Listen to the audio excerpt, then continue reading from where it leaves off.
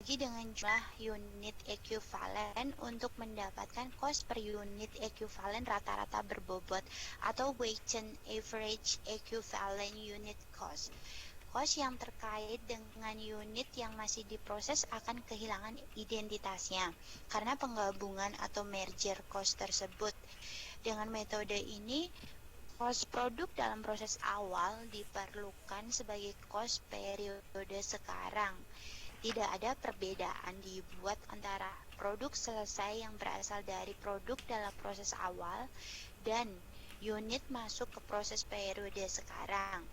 Hanya terdapat satu cost untuk semua unit dalam produk selesai, yaitu cost unit rata-rata berbobot atau weighted average unit cost. Dan perhitungan unit ekuivalen ini formulanya udah tadi saya terangin tadi ini di PPT ya, ada unit ekuivalen dan cost unit sekarang itu formulanya.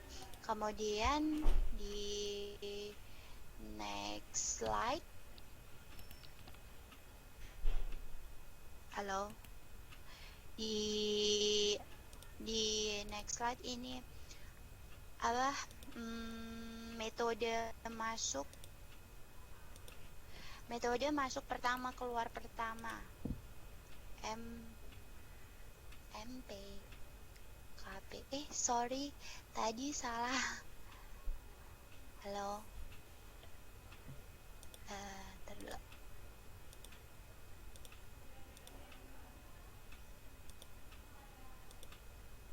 Oh ya, jadi tadi yang aku malah neranginnya yang metode MPKP. Sekarang aku ini yang sebelumnya, slide sebelumnya itu metode rata-rata berbobot. Tadi aku neranginnya yang metode rata-rata berbobot. Kemudian ini yang metode masuk pertama keluar pertama di slide kelima. Di situ dilakukan pemisahan antara produk dalam proses awal dengan produk yang diproses di periode sekarang. Formulanya yaitu unit ekuivalen sama dengan unit selesai ditransfer dikurangi PDP awal kali tingkat penyelesaian ditambah PDP awal kali tingkat penyelesaian yang dibutuhkan ditambah PDP akhir kali tingkat penyelesaian. Dan juga cost unit sekarang itu cost ditambahkan periode sekarang dibagi unit ekuivalen. Dalam metode MPKP, unit produksi dalam proses awal dilaporkan terpisah dari unit yang berasal dari periode sekarang. Produk dalam proses awal diasumsikan diselesaikan terlebih dahulu proses produksinya daripada unit masuk ke proses. Cost terkait dengan produk dalam proses awal dipisahkan dengan cost unit masuk ke proses dan produk selesai periode sekarang. Oleh karena pemisahan ini, maka terdapat dua cost unit ekuivalen untuk produk selesai atau jadi. Perhitungan unit ekuivalen dan cost unit menggunakan formula yang seperti dalam PPT di sini. Kemudian next Mbak Haryanti bisa menerangkannya. Terima kasih.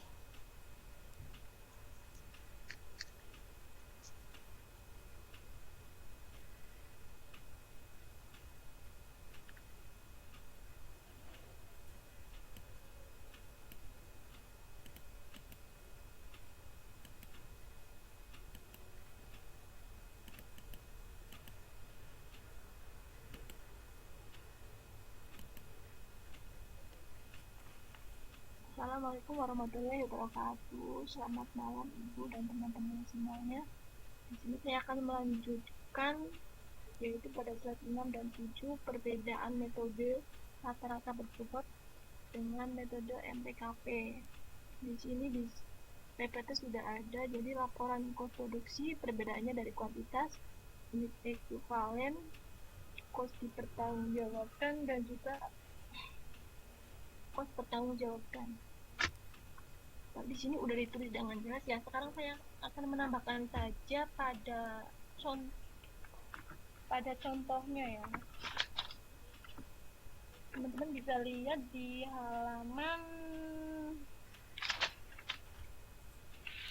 7.22 laporan kos produksi Departemen A dengan menggunakan metode rata-rata berbobot.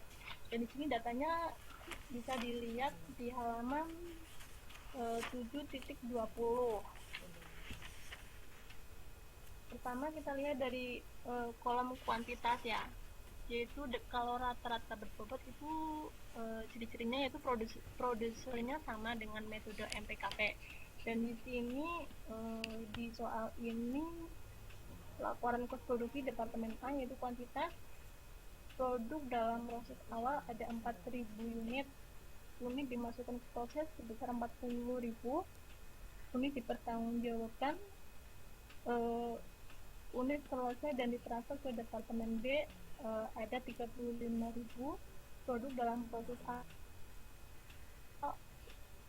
44.000. Terus untuk unit ekuivalen ya, semua produk selesai selama periode dianggap 100% selesai tanpa mempertimbangkan tingkat penyelesaian untuk PDP awal. Dan di sini lihat lagi di halaman 7.22 unit ekuivalen. Unit selesai dan ditransfer ke Departemen B yaitu untuk bahan baku 35.000, kos konversi sama 35.000, produk dalam proses akhir ibu kali 100 itu 9.000, terus untuk yang konversinya 9.000 kali 60% itu sebesar 5.400. Untuk bahan baku total 44.000 dan kos konversi 40.400. Terus untuk selanjutnya kos dipertanggungjawabkan yaitu kos produk yang berasal dari PDB awal ditambahkan ke kos produksi periode sekarang untuk menghasilkan besaran kos yang dipertanggungjawabkan. Kita lihat lagi di halaman 7.22 ya. Kos dipertanggungjawabkan di sini ada produk dalam proses awal 21 juta ditambahkan selama periode 210 juta. Jadi total 231 juta.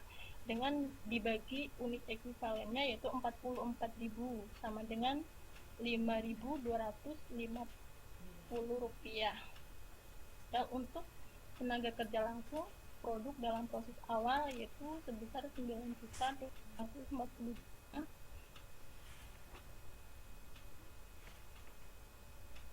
total 84.840 juta dibagi dengan unit ekuivalennya 40.400. Jadi ketemu kos unitnya sebesar 210. 2.100. Untuk overhead pabrik produk dalam proses awal yaitu sejumlah 16.500.000 ditambahkan selama periode 135 juta. Di total 151.500 juta. Jadi kos dipertanggungjawabkan semuanya dijumlah jadi sebesar 467.340 juta. Dan kos unitnya di total semuanya 1.100. Dan untuk kos dipertanggungjawabkan ya, yaitu kos ditransfer ke Departemen B sejumlah 35.000 unit kali 11.100 rupiah sama dengan 388.500.000. Produk dalam proses akhir bahan baku yaitu sejumlah 9.000 kali 100% kali 52 kali 5.250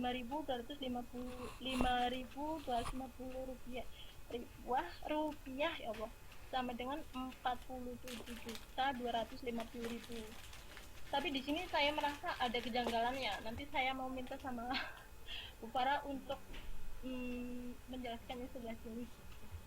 Untuk slide selanjutnya, slide 7.